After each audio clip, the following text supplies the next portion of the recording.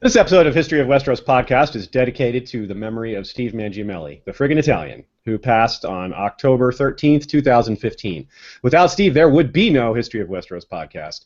Though I became a part of it early on, it was started entirely by him. We are eternally grateful for this and for his overwhelmingly positive attitude in the face of serious health issues.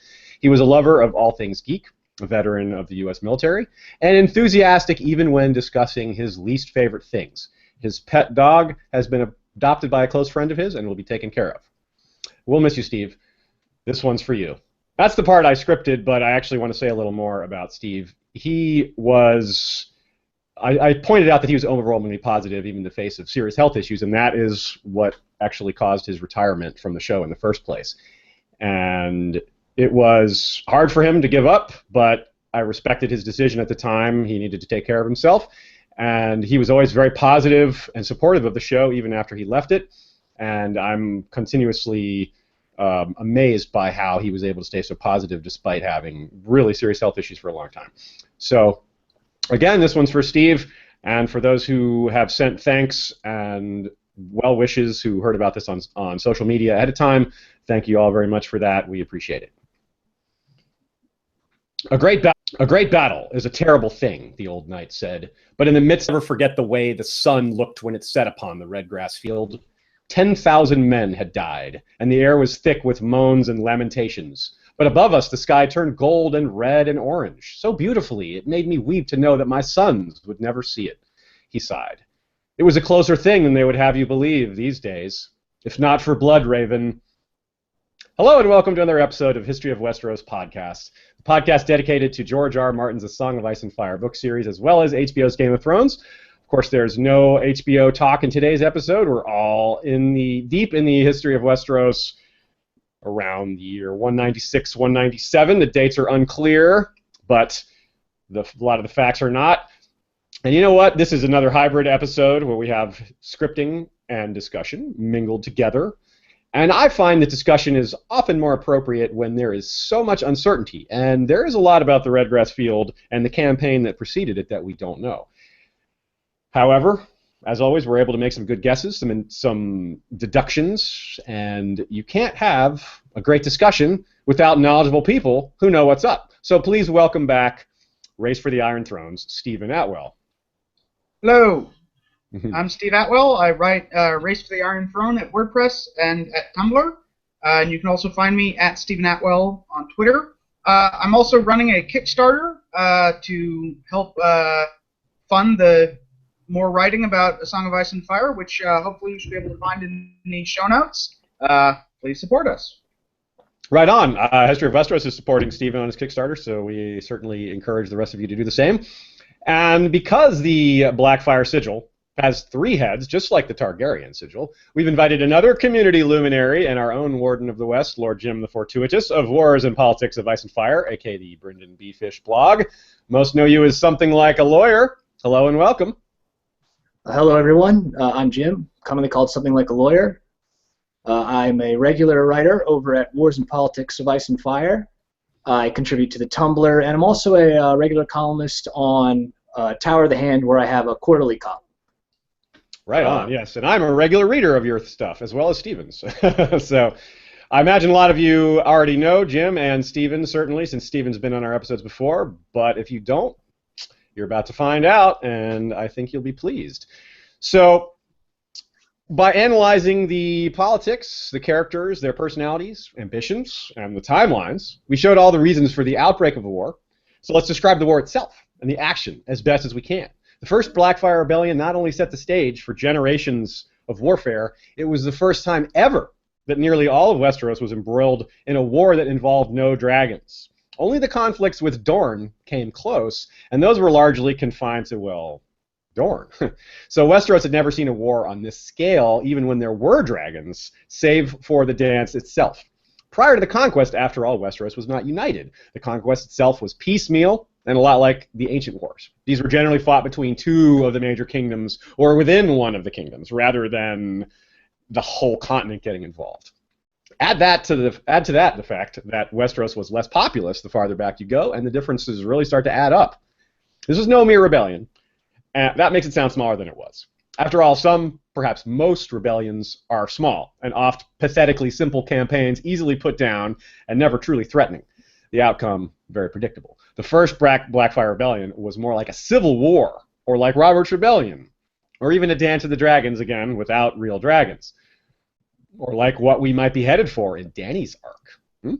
Now, whichever comparison you prefer, the outcome was certainly not predictable. Part 1. My Kingdom for an Arrest.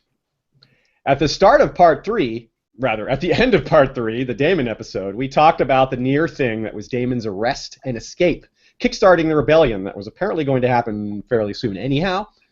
This started things off on the wrong foot for the Loyalists, as the rebels were able to claim that the arrest was unwarranted, even though it probably was quite warranted. What must Daemon the Good have thought when he heard the news that Daemon Blackfyre had escaped the Kingsguard knights sent to arrest him? Did he realize immediately what a mistake it was to not be more certain that the arrest succeeded? Was he struck speechless by this failure? Did he know that civil war was to follow shortly after? And did he have any idea how bad it would be? It reminds me just a little bit of Janos Slynt's woefully inadequate attempt to have Sir Barristan arrested following his dismissal from Joffrey's Kingsguard. Although it was likely not so incompetent as that, Daeron did send the Kingsguard, not mere guardsmen, as Selmy himself would call them. But the result wasn't much different. Both men escaped. It must have haunted him afterwards. If the arrest had succeeded, in the neighborhood of tens of thousands of deaths could have been prevented. Had he only sent a few more men, or different men, some of the Kingsguard might have been quite fond of Daemon, and that might have caused them to hesitate to use force, or just hesitate in general. Had he only been more careful. And disappointment is not simply limited to King Daeron. I particularly wonder if Sir Gawain Corbray, who we were told dueled Daemon for an hour at the Redgrass field, might have felt responsible for the failed arrest and the later war. Maybe he was the one in charge of the arrest, and he would have blamed himself for allowing Daemon to escape, and sought him out on the battlefield to atone for his failure. And academically, we can say, yes, that must weigh heavily on the conscience, but I don't think we have the ability to know what it feels like to come face to face with your own shortcomings and failures leading to the deaths of tens of thousands of people. And that's just part of the burden of being a king. Heavy is the crown. Right? Very true. And now on the other side of things, what must Daemon have been thinking? Men had been pushing him for years to rebel, though he never did. Now it seems his hand had been forced, or at least that's what Daemon and his brain trust went around telling people. Bloodraven told Daeron that Daemon really was going to take the crown.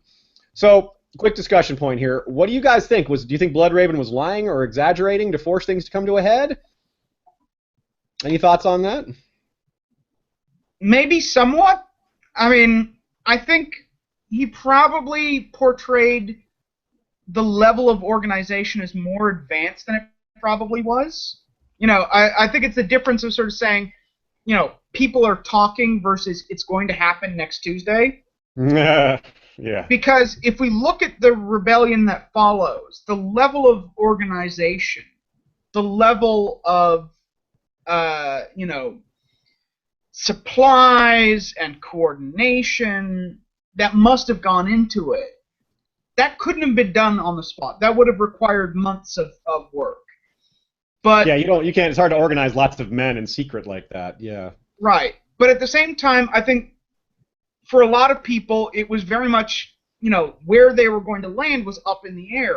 And I think ironically, you know, I think this points to sort of a long-running thing with Bloodraven, that his kind of insistent intervention forced people to come down one way or another. That's a good point. And if you had previously been sort of playing footsie with, you know, with Bittersteel, you didn't really have a choice. You had to come out pretty strongly in favor of the Black Dragon because you knew you were screwed the other way. Yeah, that's very true. And what also, another question I want to ask in relation to that is, what kinds of things might Daemon have been doing to get ready for war, assuming he really was? Was he...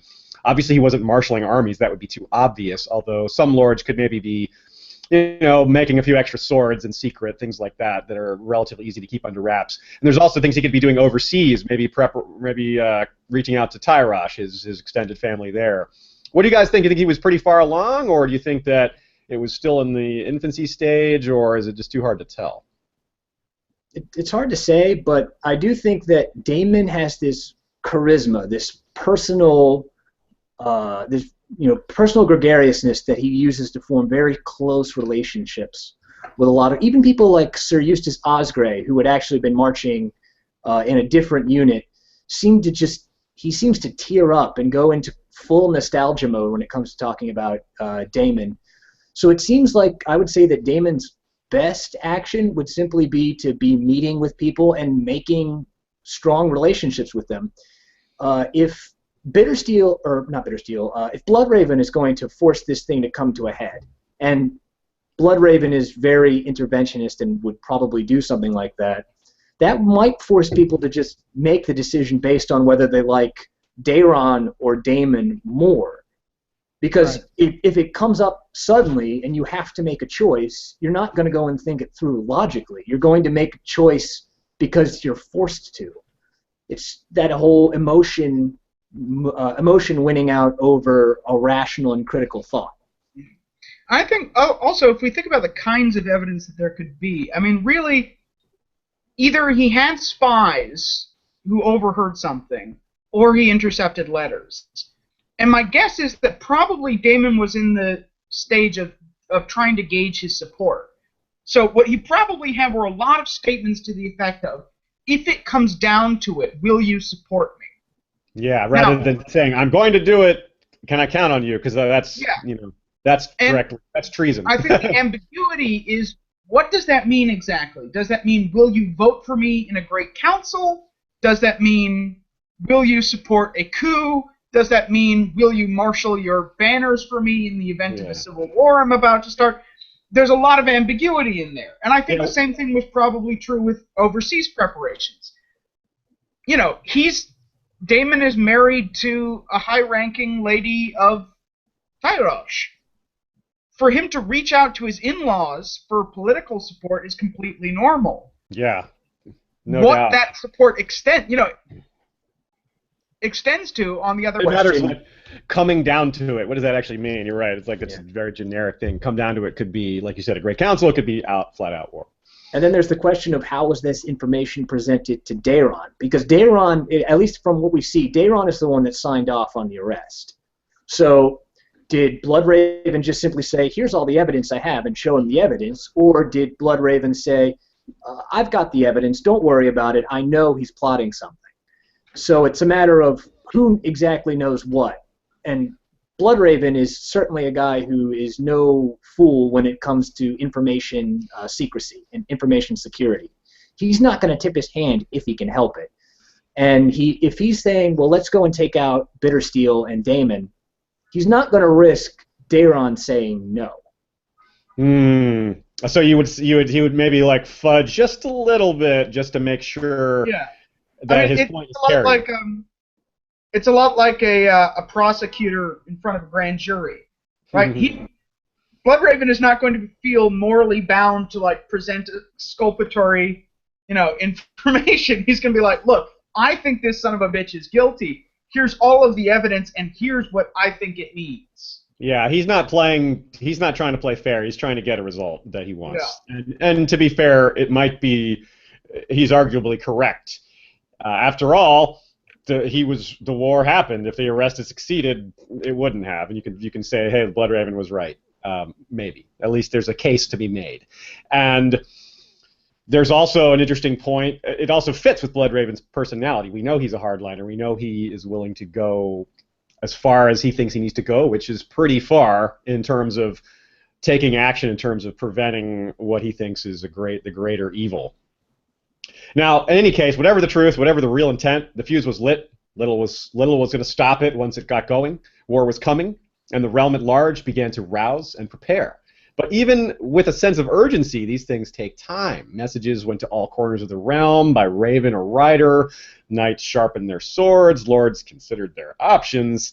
And they considered their neighbors and what their neighbors might be doing, because that's always a huge consideration, especially in a situation like this where it could go either way and you have no idea who your neighbor is going to be fighting for. So we're going to examine that phenomenon and other recruiting and propaganda topics in Part 2, Red or Black, Recruitment, Propaganda, and Ambition. Red or black was a dangerous question, even now. Since the days of Aegon the Conqueror, the arms of House Targaryen had borne a three-headed dragon, red on black. Daemon the Pretender had reversed those colors on his own banners, as many bastards did. The quote says even now because it comes around 15 years after the Redgrass Field. So you can realize it was surely even more dangerous than the war itself. Many longtime friends became enemies overnight. Others may have sensed a potential danger and declared for one side or the other simply because so many of their nearby lords and knights did the same. If you're a lord with, say, 500 men, and the nearest 3 lords are all loyalists with more men than you, are you going to declare for the Black Dragon? That would certainly give a lot of people pause. But I'm guessing a surprising number of people took that risk. Such was the power of Daemon's charisma that many would sacrifice their own best interests. Others did the exact opposite, as a means to take from their neighbors. Many long-term enemies used the outbreak of hostilities as an excuse to revisit old grudges, while others sat on the fence, like Tywin did during Robert's Rebellion, waiting to see which side would gain the upper hand before they committed themselves. Yeah, I liken Daemon's followers to seeing this as some kind of dragon's moot, except with fighting instead of voting. Regardless, his men were completely bought in, one way or the other, be it true devotion to Daemon's immense charisma, genuine belief in the parentage of Daemon and Daeron, meaning believing that Daeron is the bastard and Daemon the truer born, or good old-fashioned opportunistic ambition, or some combination of the above. There's no reason to assume that people could only get in on one of these reasons. Daeron's loyalists saw the rebellion as a naked power grab, tearing up the realm for ego, treason, pure and simple. Though surely some of them sympathized with Daemon and much of what he represented, but still stayed loyal because they valued their honor more than they valued what they liked about Daemon and what they thought he might do as king. Now, lords call up their peasant levies in time of war, and sometimes coaxing, coercion, or even threats are necessary to get them in line. The Blackfyre Rebellion was a different animal. Surely, as usual, many would vastly prefer to be left alone and stay at home, but there would be less of that. More eagerness to participate. Many would-be conscripts became volunteers. But it was also chaotic. Normally there are regional factions, but lords with formerly peaceable borders now found themselves with enemies close by, or in some cases, all around. It's important to think about how exactly this goes down. The logistics of winning supporters is very difficult than we would do today in our communications revolution society. You'd have to have riders go to villages and castles, carrying Daemon's message, calling for support, condemning Daeron for his unjust arrest. And we see this in the main book series when we see Stannis' letter and how he sends 100 literate men, better with notes than they are with swords, to proclaim his message to common-born and nobles alike. And those that were on the fence, surely those who must have met Daemon in person were the ones most likely to be swayed over to the side of the Black. So I think I speak for all three of us when I say that Daemon had spent a lot of time prior to the Redgrass Field being seen, going around, letting its natural charisma work its magic. He and his advisors must have realized that he was one of their most potent recruiting tools. The more exposure Daemon gets, the more support he wins. Yeah, and whenever he couldn't be present, of course, just tales of his deeds and his being, and most people would have heard of him already, but having more people get in your face and tell you how important it is right now, and there's no one to say otherwise. I mean, surely some of these villages were visited by both loyalists and rebel leaders, and all they can do is make up their mind based on whose argument is more convincing. They have no ability to examine the facts in any way at all. Say, speaking of sort of his personal charisma, one of the things that's interesting in the way that they always word the outbreak of the first Blackfyre Rebellion is Daemon raising his banner. That's not just a metaphor. That's, he literally, he's physically present at a ceremony where he's raising this banner, where you would have brought as many people as possible. So this is, because this is feudal politics, this is a politics of, people of the body, really. So he's physically present, the banner's physically present, other people, as many bodies as you can. You try and get them there, and then that ripples outwards. So, the banner then becomes a symbol of the body. So you send out the Blackfyre banner to as many regions as possible, so that if you can't pledge your loyalty to the guy himself, then you at least pledge it to his symbol. It reminds me a little bit of how traditionally kings would touch banners of regiments and physically hand them over to the regiment to sort of endow it with their essence. I wonder, this isn't something we talked about before the episode. It hadn't occurred to me to ask this question. Where do you think this banner ceremony would have happened? The Reach. Where in the Reach? I don't know. Yeah, probably in his capital in exile. It would be the Reach, because his own keep is too close to the Red Keep. Right. We just still don't know where that is. Yeah, unfortunately. And it's important to note how many parallels he's drawing to Aegon the Conqueror, because Aegon the Conqueror did the exact same thing when he finally declared himself the High King of Westeros. Is he specifically assimilated into Westerosi culture by taking up this banner. He had it unfurled in a grand ceremony in front of his vassals. And now you have Daemon, who is probably the best warrior of his age. And then he's got the sword, Blackfyre, which, because of the loss of Aegon's crown in Daeron's conquest, and Daeron's conquest of Dorne, that is the only symbol they have left of Aegon the Conqueror. So that's a huge, essentially, that is a hero cult, a mythos that Daemon is assuming when he does in this giant ceremony with the banner. With that sword present, too, it must really add to the majesty of the ceremony. And whenever he's seen in person, he shows people the sword, people who have never seen it before. It's probably a really badass-looking sword. And that alone would be like, wow, look at that thing. Yes, this guy's king. It's like, just by itself. And along the lines of symbolism, too, it appears that Daemon, or at least his brain trust, had that in mind as well and understood this power of symbolism, because we have this little tidbit about some guy named Quickfinger who was trying to steal dragon eggs. He was caught, apparently, presumably executed. Now, had he succeeded, they would have had more symbols of legitimacy. Dragon eggs, not necessarily hearkening back to Aegon, but they certainly hearken back to the Targaryen power base and to the age when they had dragons. So that's kind of important. And there's also, there's a question of how symbolic that was intended to be. Daemon's son believed that he could bring a dragon egg to life, that he, had the prophetic vision. Now, given that prophetic tendency tends to be passed down from, within the Targaryen bloodline, it's quite possible that Daemon himself had that. Oh, yeah, and I never considered that. He might have believed, given that he saw himself clearly as another Aegon the Conqueror, he may have thought, if you put a dragon egg in my hands, I can make it hatch. Mm. And if you think about it, what better evidence of who's the real Targaryen and who's not would there be? If that egg had hatched.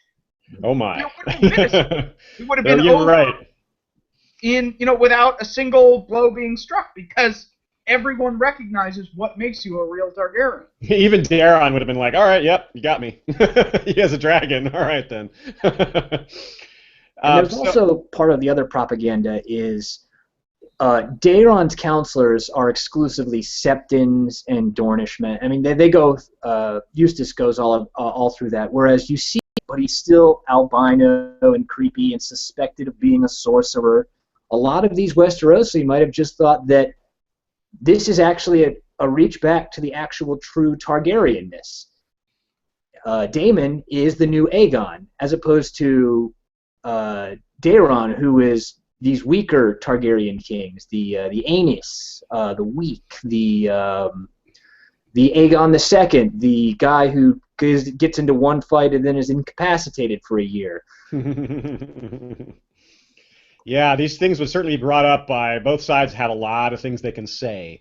But it seems like Daemon's people may have had the upper hand just because of how Westeros is and how Daeron was a bringer of change, a peace bringer. He didn't always do it right, but that was his attitude. And a lot of people just are offended by that on the surface. They're like, peace, that's, just look at how the Ironborn react to the notion of peace when Asha suggested it. And of course, they're maybe a little bit more extreme, but they're not that extreme in terms of their desire to prove themselves in battle or in fighting or whatever, something that Daeron was threatening. So there's all these things back and forth of Daemon's charisma versus the honor of staying with your king. And I'm curious, surely Daeron's people understood that Daemon's charisma was a powerful weapon that they were using. Do you think that there was anything that they tried to do to combat that? Anything they could do to undermine his charisma, or was it just a losing battle and they had to approach it from a different way? Well, I mean, I think part of the difficulty is that, in a feudal system, it takes time to pull a military together. Daeron does not have, outside of the gold cloaks, and God knows their loyalty isn't particularly trustworthy ever, doesn't have a standing army. He's got to do the same thing that Daemon does and rally the banners. But he also has a problem that Daemon doesn't have, which is he's dealing with his Hand of the King, Lord Butterwell, who, at the very least, was not taking the rebellion very seriously, which led a lot of people to suspect that he was actually a secret Blackfyre supporter, eventually would lead to his removal from office, but a lot of time passed in between, the beginning of the war and the removal of Lord Butterwell, which means there's a lot of time in which there is really no one coordinating loyalist efforts. It's similar to the slowness that Aerys' people reacted to Robert. Maybe not super similar, but there's some very similar things about it as far as the slowness of the loyalist side to react and to realize how big the danger was. Although in this case, it seems to have been incompetence in Aerys' people's case, and in Butterwell's case, it might have been on purpose, but it may have also been incompetence. It's hard to say. And that, I think, is interesting because I think it might have been in Daeron's best interest to force a decisive battle as soon as possible before Daemon gained more strength, if he believed that time was on Daemon's side. But I'm not sure that's true because he may have feared that Daemon was bringing so many warrior types to his side. He may have worried about the outcome of a decisive battle. What do you guys think about that? Well, certainly Daeron has to know that when it comes to battle, he is going to be outmatched, just simply because all of the famous lords and the more populous reach are at the heart of Daemon's support. Daeron has more support, but they are spread out over the continent. And right. Even in the best travel scenario you can, Casterly Rock and the Lannister levies are still going to be weeks and months away. Yes. And so if he forces a decisive battle and loses, he's done. Yeah. He has. I mean, best case scenario is he gets a ship to Essos, and Daemon has support in Tyrosh, and Daeron really doesn't have. I mean, Valar marries Kira of Tyrosh, but that's not too much later. So Daeron is stuck in what we like to call a zhugzwang. A zhugzwang is when you have to make a move, but all of the choices you make are disadvantageous. It's a term in chess, but it applies to greater game theory in general. When you have to do something, but all of your options are bad, you just have to go for the least bad you could. Yeah. That's what Daeron did. Yeah, lesser of two evils. So maybe to touch back on what I just said, maybe it would be better to say that Daeron might have wanted to force a decisive battle if it could be done quickly enough. If not, it would become too risky. Then he would have to find out the accurate, depending on circumstances that we're just not aware of. So he just didn't have the logistics to force a decisive battle. It just wasn't possible. It may have been in his best interest, but it just wasn't possible. Yeah. Well, and also, given the relative distribution of where the loyalists and rebels were, it may have been that he was waiting to see, in some cases, what support he could count on. You know, he might not have known who was going to ultimately win out in some of the regions. And especially, I think Jim makes a very good point. He's not going to commit to that all-or-nothing battle unless he's sure that he's got at least a fighting chance of winning. Agree. And also, it becomes important to point out that had Daeron forced the battle too early, it would have, and it not been, even if it hadn't been a large engagement, like a major early battle but not a decisive battle, it would definitely help Daemon even more, because it would be like, hey, look, we've already won this one important battle.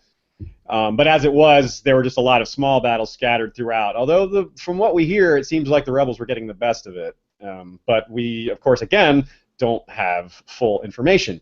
Now, another point that's important, we're about to get into this more thoroughly, in more detail, is the regions, as you say, Stephen and Jim both, how some of these regions were undecided and how neither Daemon or Daeron knew which side they would take. Some of those regions stayed neutral the entire time. We're going to get into some reasons why that is. But we have to point out that we've been talking a lot about Daemon's charisma and his charm, etc. But it isn't just that. At the beginning of this part, we talked about how ambition was really important as well. Here's an important quote. Sir Eustace chose the Black Dragon over the Red in the hope that a Blackfyre king might restore the lands and castles that the Osgreys had lost under the Targaryens. So Eustace himself says it was about far more than that, and I sort of believe him, but never forget that ambition was ever present. You can't offer somebody lands and titles in Westeros and not have their eyes light up. Even the most penitent, you got to be Baelor the Blessed and not be moved by that option, because life without lands and titles in Westeros is really hard, and it's like ascending. You become a minor deity if you have lands and title. It's like that's the difference in being a commoner and being a lord. So it's a really hard thing. It's gonna make regular people ambitious, having that kind of thing put in front of you, and ambitious people hyper ambitious. So, but a few other things that matter. Some of these things we've talked over before, but we want to go over them briefly just to make sure everyone's got them in mind. So, real quickly, what are some other things that can bring men to Daemon's cause? Ancestral memory, blood debts, things like that. What are some other suggestions? Well, I mean, one thing that we've sort of talked about in the previous episode, but the legacy of the wars with Dorne and the conflict in the marches, that's definitely going to apply to the sort of the lords of the realm, right? That's going to apply to your Reacher lords, it's going to apply to your Marcher lords, but it's also knights and commoners, because they're the ones who suffer the brunt of the conflict, right? It's the commoners whose farms get torched, every time that a border lord decides to go raiding over on the other side. It's the knights who end up fighting and dying in those, cattle raids.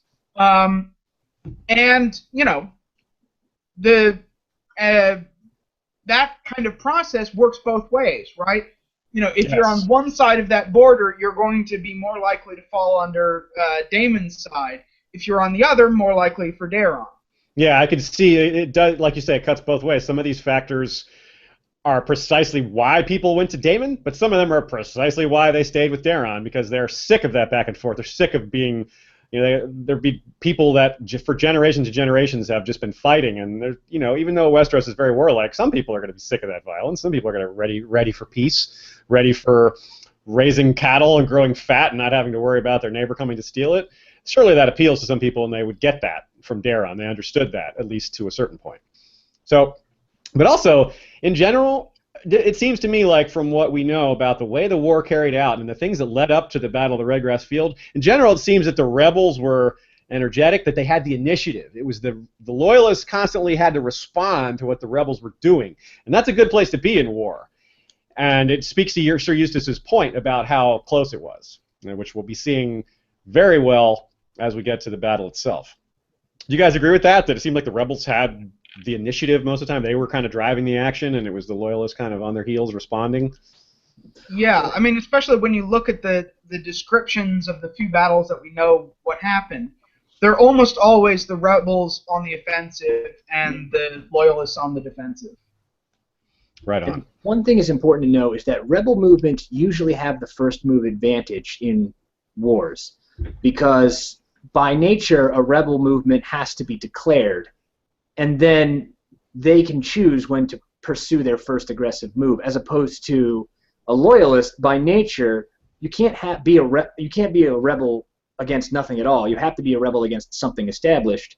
So the rebels get the advantage of being able to choose to move first. I mean, certainly the whole arrest kind of forced their hand. Started the aggression. Yeah, that makes sense that they would have the initiative because they went first, basically. Well, and the other thing is they can pick their target, right? The loyalists have to hold down the whole of the kingdom. The rebels can decide where they want to hit. Yeah.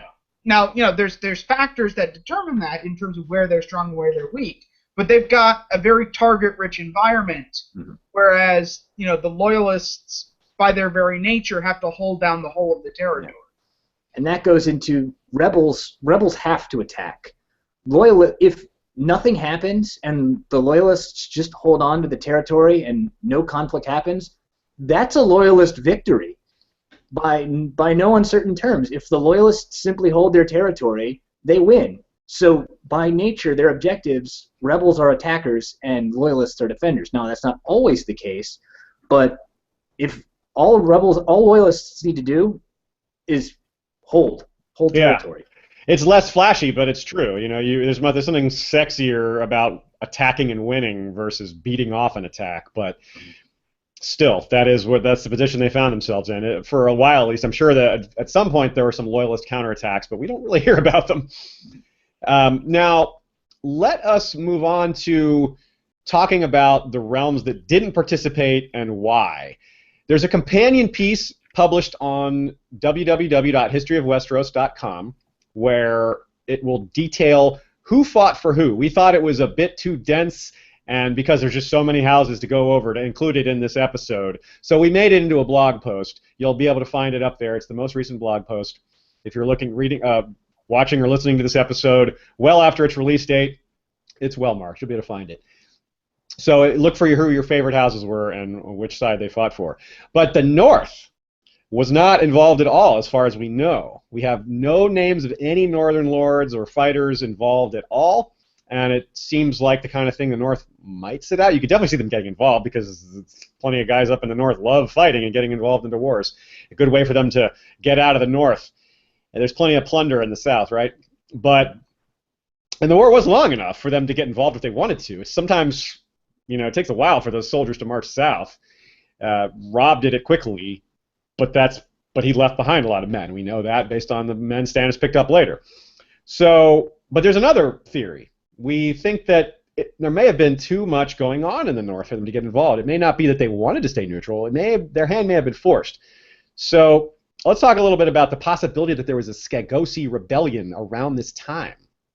We know that there was a Skagosi rebellion around this time. We don't know if it was a few years later, a few years before, but we know it was bad. We know it was brutal. We know Barthagen Blacksword Stark was killed during this rebellion. He was the Lord of Winterfell at the time. So what do you guys think about that possibility as the major reason why the Starks stayed out? Or perhaps you might suggest a different reason. I mean, that certainly makes sense. I think, again, it points to the difficulty of the degree of information that we have available. It's just that we don't know when the Skagosi Rebellion happened. I mean, we know it was roughly in the same time period, but, I think there's a couple different scenarios in which it prevents participation. If it happened after the rebellion started, but soon after, right? It could be the North mobilizes for either side, but then has to shift its preparedness over to dealing with the rebellion. If it happened before, then it's quite likely that the North was, licking its wounds. It was too busy recovering from the damage that the rebellion did. And if it happened at the same time, then obviously, there's not a lot you can do when, all of a sudden you've got a rebellion on your hands. We also hear that the time period after the death of Rickon Stark in the war, the conquest of Dorne, things were bad in the North for a while after that, even with Cregan Stark still around. And it could be that the people that followed Cregan, his sons that followed him, were not the best of leaders. Yeah, I mean, we're gonna have to wait for the next Dunk and Egg story about the the she-wolves of Winterfell, but it's quite possible there might have been not exactly an open civil war within House Stark, because I think that would have been too important not to have been recorded, but like a Cold War within House Stark about who really about who really held authority. And if House Stark is divided within itself about what to do, that alone might be the reason that they didn't raise the banners. Yep, that's a good point. It's my personal pet theory, the old man in the north and the one-day hand were involved in a factional struggle to be the one sitting on Winterfell. And that's when you also get Serena and old Sansa Stark, and they end up not being able to get any influence in Winterfell at all. So really, it's the Stark family power struggle, and I think actually that some of the problems that the North had were in fact essentially proxy wars, smoke screens essentially for one of the half-brothers to take control of Winterfell and be the Lord Paramount in the North. And that sort of distraction would certainly occupy the North for a very long period of time. We really need to know more about that time period. It sounds really cool. Yeah. Now, but there's another factor. We talked about how important ambition was, and Daemon's charisma, and Daeron's aims for peace. The North wouldn't care about any of that in general. They're not big on making gains towards peace. They don't care about that much. They don't care about Daemon's charm. They don't care that he was handsome. They care that he was a good fighter, probably. They could respect that. But they don't care about men. Yeah, that's true. And they also, the ambition angle is entirely different. There's no second best house that could have parlayed this into becoming the top house. The situation for the Reynes displacing the displacing the Lannisters, sure, I could see that. The case for the Peaks or someone else replacing the Tyrells, I could see that definitely. But the Boltons aren't going to replace the Starks in this case. It took very special circumstances for Roose and Ramsay to make the move that they've made, and it still is, they're on thin ice, pun again intended. Right, and the problem at the time was not that there were too few Starks, but too many, right? Yes. At the time when Roose Bolton managed to take over, he had the fortune that there were relatively few Starks and that they happened to seem like they were dropping like flies. Whereas the Starks have multiple redundant, lines of descent who could, rise up against any usurper and have, a much stronger claim to the lordship of Winterfell. Especially, and this has just occurred to me, especially if those half-brothers, if their infighting involved wanting to stay out of the wars in the South, because one of them would have to go there as a leader of men, and that creates all kinds of problems. Either the guy comes back with loot and reputation and has and royal favor, great point, and which gives him a huge leg up over his brothers, or the alternate, they don't want to go south because what's his brother going to do while he's in the South? He's going to, take Winterfell and do whatever dirty work behind while the Lord is away leading troops in the South. So a lot of potential there for the infighting being the reason why they stayed out of things. Now, we have some similar things to say about the Iron Islands because it doesn't seem like they were involved either. Now, of course, there was no Skagosi rebellion deal for the Iron Men to deal with, but the similarity is that we don't know what their involvement was, and there's a great chance that they had little to no involvement at all. What do you guys think about how does this apply, the things that apply to the Starks? How do they apply here, or is it a different scenario? I think the fact that they're an island nation certainly helps them stay out of things, but that's certainly not the only thing. Well, I think they're going to know intently that this is mostly going to be a land war, and it's probably going to be a land war that is not near the coast. And I mean, sure, sometimes their boats can go up certain rivers, but they're going to be too isolated, and they're more raiders as opposed to fighters. And of course, let's just not forget the last time that Westeros asked the Greyjoys for help, and Dalton Greyjoy just couldn't stop reaving Lannisport. So I would certainly think that Daemon and Daeron would both be like, let's agree to neither of us recruit them, kind of tacitly. And finally, also, there's Dagon Greyjoy, who would arise about 15 years later, but he may have already been Lord Reaper, and he may have already had a reputation for untrustworthiness, which would be added to by the Dalton Greyjoy's reputation. And Dagon's father might have been a real piece of work too. We don't know. But I will raise one potential counterpoint. Sure. Which is, we don't know precisely who came first, Torwin or Dagon. That's true. So Torwin would be the one who we're told betrayed Bittersteel. Right. So partly I think the difficulty is just we're dealing with fragmentary information. Yes. This one fact about any link that the Greyjoys had to the Blackfyre rebellions, and that's about it. Yeah. Okay, let's talk about other regions. There's not, as we said, there's not a whole lot that we can really dig into with the Iron Islands. We just feel pretty strongly that they probably weren't involved, but we don't know for sure. Now, overseas support. We talked about how Daemon had his family connection to the Tyroshi, and that's bound to be of value, if not of significant value, although we have no evidence or data on how the Tyroshi got involved, whether they sent money or some ships. It's quite likely that they were the ships that Bittersteel used to escape after the battle, but even that is not sure. Daeron would eventually marry, or rather arrange a marriage to another Tyroshi noblewoman, Kiera, who we mentioned briefly earlier.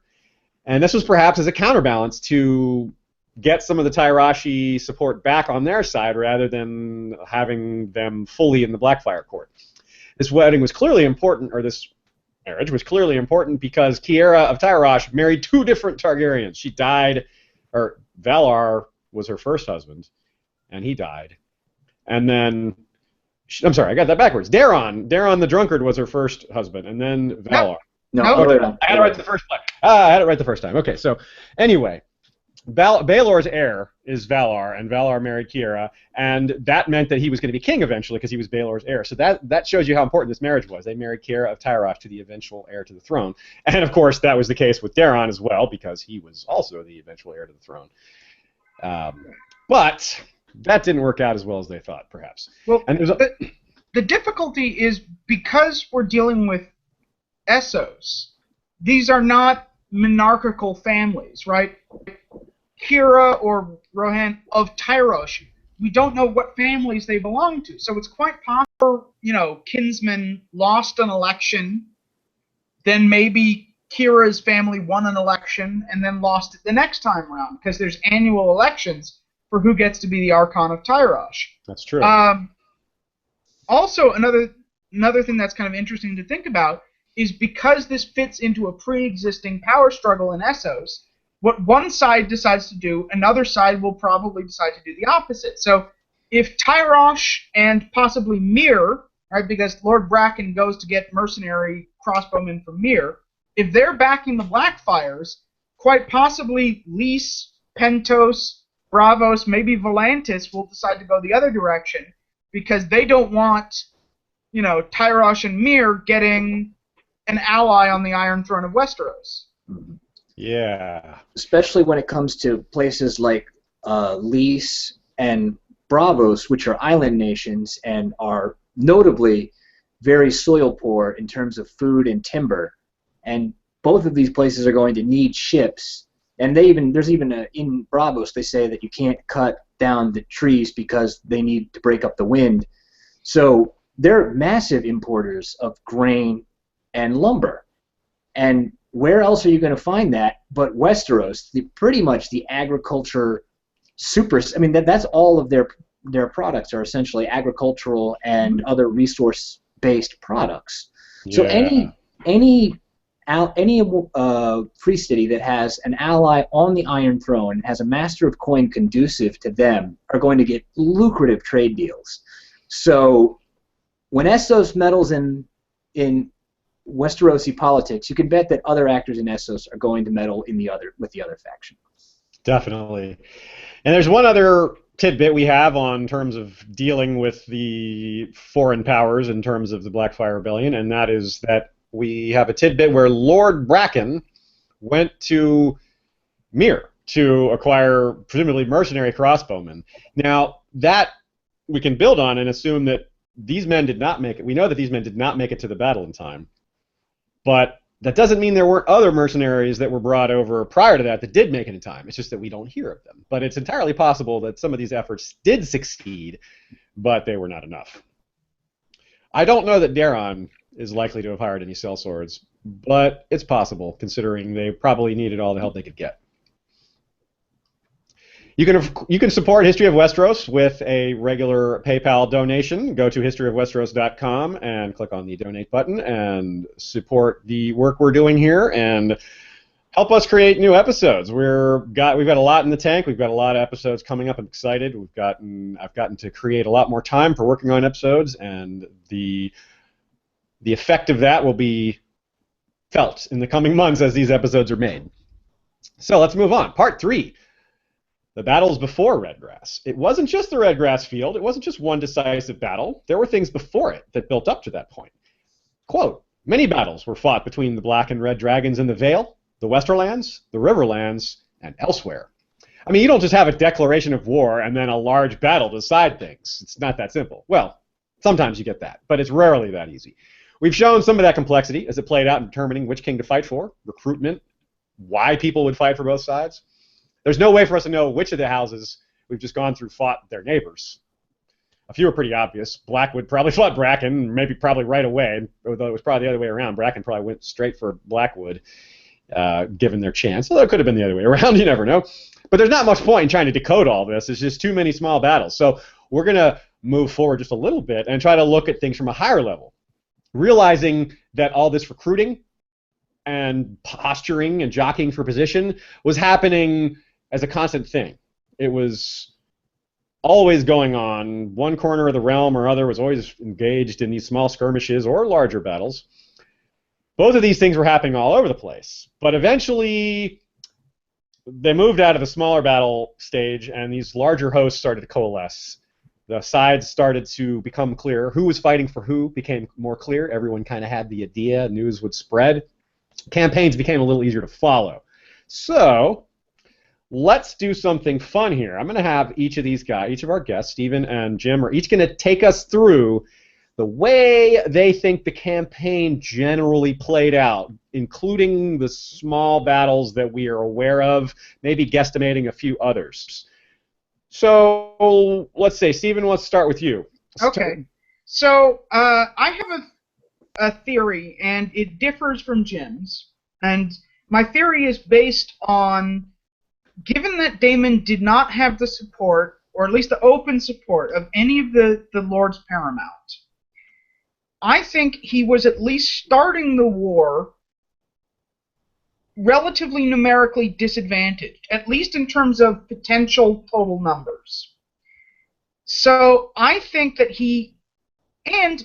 as a rebel, he had to sort of display to the political community at large that he was a viable concern. So I think he had to keep his forces largely together in order to accomplish his goals. So I think, basically, that he kept his forces largely together and proceeded in what I kind of think of as a westward hook.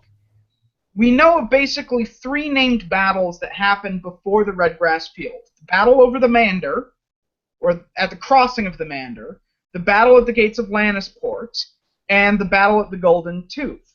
And given that we know that the battle of Golden Tooth happened after the battle at Lannisport, it probably didn't go from east to west, but west to east. So what I think happened is that Daemon assembled his forces in the Reach, given that that was the base of his power, and that he began to move west in something halfway between a royal progress and a recruitment drive and a raid. There was this initial battle where local largely Reacher loyalists, but also we know the Penroses were involved, trying to block his progress. I mean, I think it's instructive that the battle where Fireball cut down the Sons of Lady Penrose happened at the crossing of the Mander, because that's a key moment where you can block the enemy trying to move. And, you know, there's some interesting things that are sort of make me think that this was the first battle.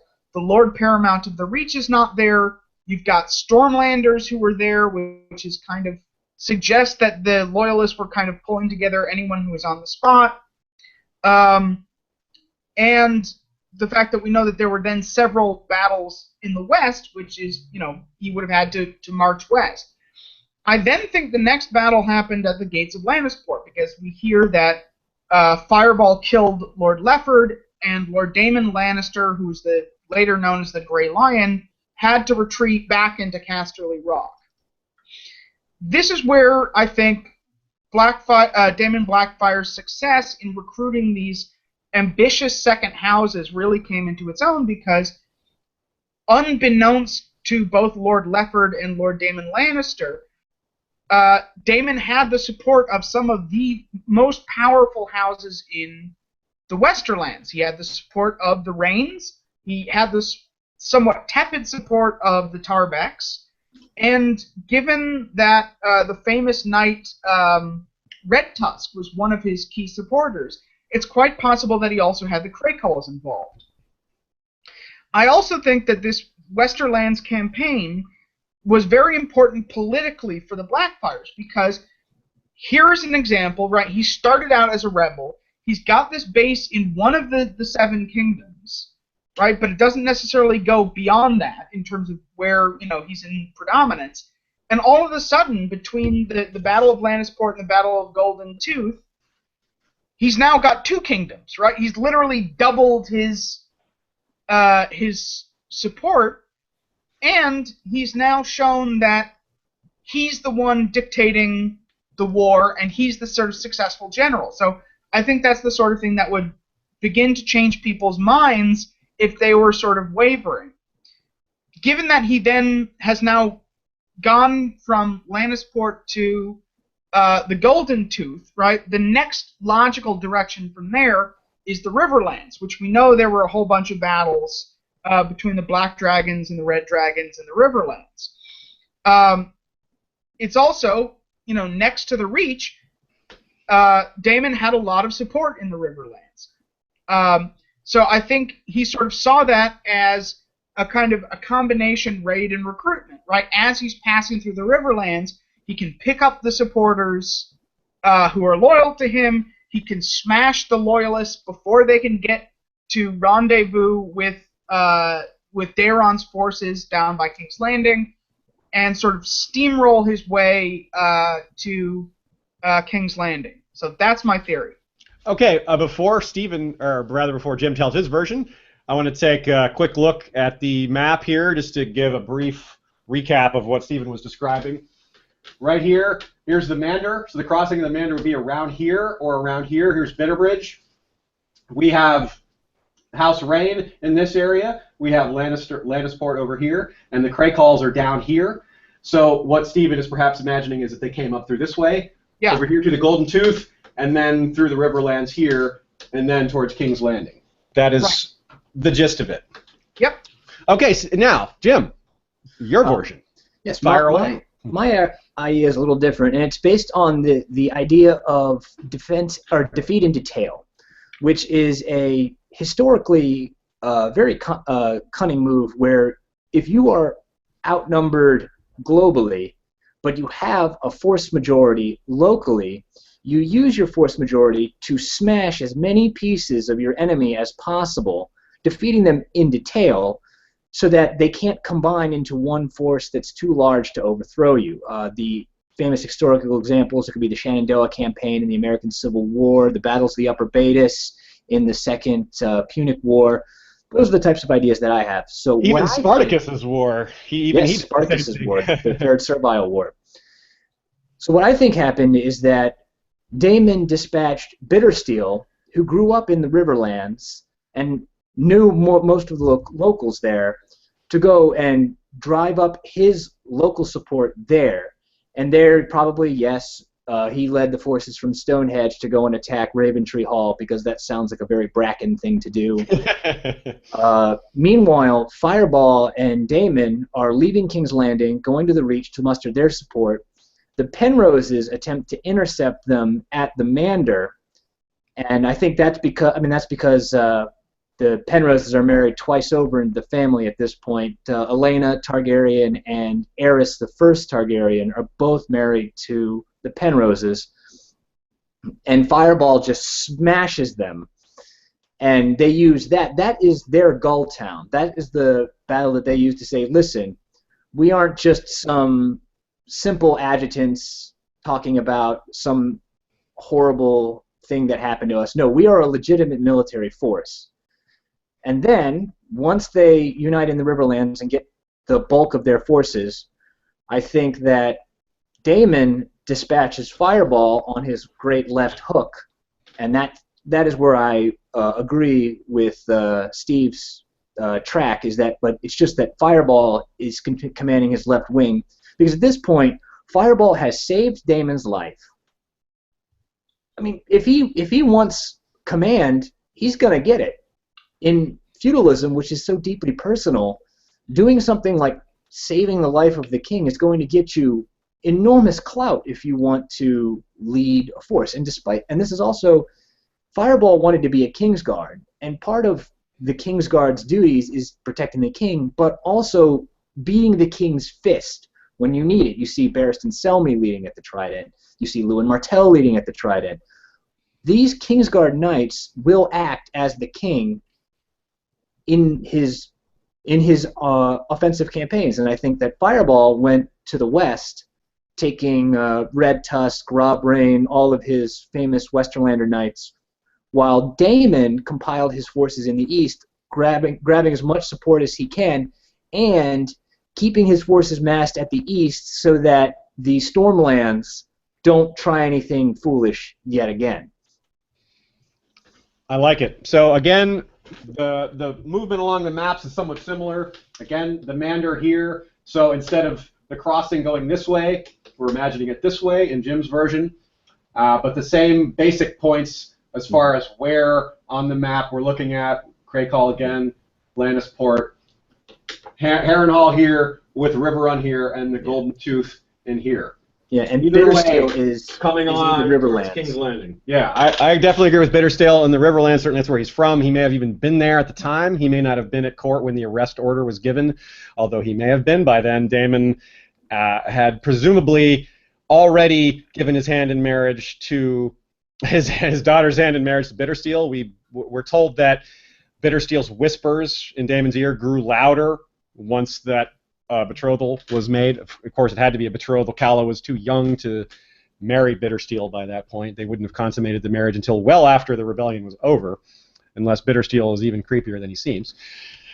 Anyway, so I really like both those scenarios. I can't pick which one I like better. I didn't offer my own version because I don't think there is really a third version. I see the merits of both of those ideas, and I don't have anything strong to make counterpoints on either of them. So there you have it. 2 expert opinions on how the early campaigns went, and I'm very pleased with those. That we forgot to mention, but that's an important factor in both of our theories. Okay. Is the role of the Ironwoods in Dorne. Mm-hmm. Ah, yes. Which is almost a sort of a separate theater unto itself. But both Jim and I agree that we think that the role that the Ironwoods were supposed to play was in keeping the Dornish from linking up with the Loyalists in King's Landing, so that when the final battle would come, Daemon and his brain trust thought that they would have the whole of their strength against only part of the Loyalist strength. Agreed. That's obviously with the Boneway being the nasty pass that it is. It's a smaller force can definitely hold back a larger force.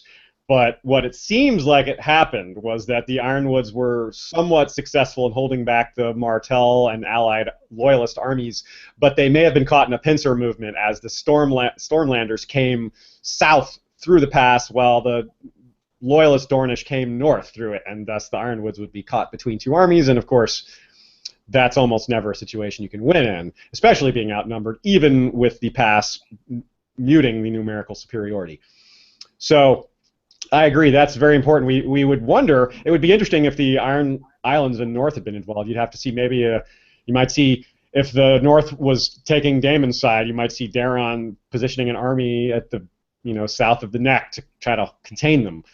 And it's possible that there were some Daemon's army might have been positioned, or a army of Daemon's may have been positioned to keep the Valemen bottled in. But clearly that didn't work, if that is the case. It may have been what Manfred Lothston, who was said to have betrayed Daemon on the eve of Redgrass Field, he presumably was the Lord of Harrenhal at the time. He may have been charged with protecting the rebel rear as it moved towards King's Landing, protecting them against exactly what happened, which was the Vale army cutting them off on their way there. But that's just a guess, of course. But we do know that Harrenhal betrayed Daemon, but we don't know in what way and at what time, besides that it was pretty near to the Redgrass Field happening. So a lot of very interesting possibilities there. We won't learn more about that until Fire and Blood comes out, unless George randomly throws in some tidbits here and there. Don't really see where that would come up. I don't think it would come up in Dunk and Egg. I really don't see it happening in A Song of Ice and Fire. So Fire and Blood it is. Hopefully that book comes out less than 10 years from now. I don't know. So let's see. Let's move on. We talked a bit about how this was a bit of a more chivalric war than most. Part of it is that both sides were aiming to be legitimate. They wanted to show that they were the better king, and you don't prove yourself the better king by being cruel and by doing awful things to people that you defeat. Civil wars can often be extremely nasty. The Dance of the Dragons, for example, perfect example. Like we hear all throughout The Princess and the Queen and in The World of Ice and Fire, all these atrocities, cruelties, torture, psychological torment, all these different things. The Dance had all of that. Now, we don't hear about that with the Blackfyre Rebellion. That might be partly because of the lack of information in general, and surely some of these nasty elements were present, but I believe they were less present. And I believe that the later Blackfyre Rebellions probably grew nastier as the bad blood between the two sides got thicker and deeper, and the grudges got, hammered on by time. So I do think, though, that people behaved better as far as wars go in the first one. So in the scenarios that Stephen and Jim just outlined, we talked about the crossing of the Mander. Well, one of the things that happened there was that Fireball killed all the sons of House Penrose except the youngest, who apparently he spared as a kindness to Lady Penrose, which even Dunk admitted was chivalrous. Then, of course, Daemon himself, with Gwaine Corbray's fall in their battle, their duel, he paused his advance in order to let Gwaine get the medical attention he needed. Do you guys know of any other examples of chivalry, or do you have any comments on this aspect of the war in general? Well, there seems to be less chevauchée in this war than there is overall. And part of that has to be because the goal is the throne, not just the destruction of the enemy. So whoever takes over is going to have to reseed the burnt fields, is going to have to repair the roads. So the goal is, just like Varys, who's trying to leave Westeros intact as much as possible to facilitate a smoother transition for his chosen claimant, which is Aegon VI. So I'd say that both of these people, because neither Daemon nor Daeron, nor Bittersteel or Fireball or Bloodraven are unintelligent men. They're all very intelligent men and have to know that at some point, whoever wins is going to have to take over what remains. Mm-hmm. I also think the decisiveness of some of the early battles helped, in the sense that, Daemon's clearly in charge of the Reach. Given that, there's not going to be a whole lot of prolonged fighting inside the Reach, right? If you're on the wrong side, you're going to stay pretty quiet about that so that you don't get your house burned down. Likewise, the speed of his victories in the West, he just seems to have knocked out the Westerlands in 2 fights. That's not anything like Robb's campaign in the Westerlands, for example. You know, you beat 2 armies in the field and you move on.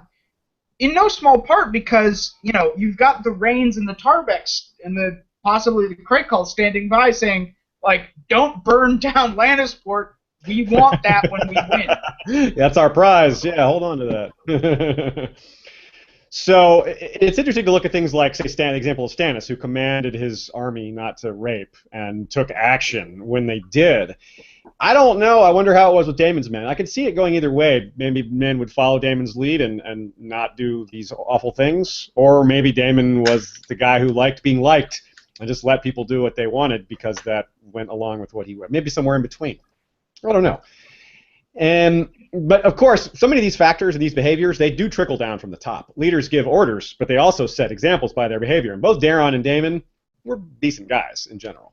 This can range anywhere from Robert Baratheon style, where men gladly and willingly follow despite the great danger to themselves, because they're in such awe of the man and such, you know, inspired by the charisma.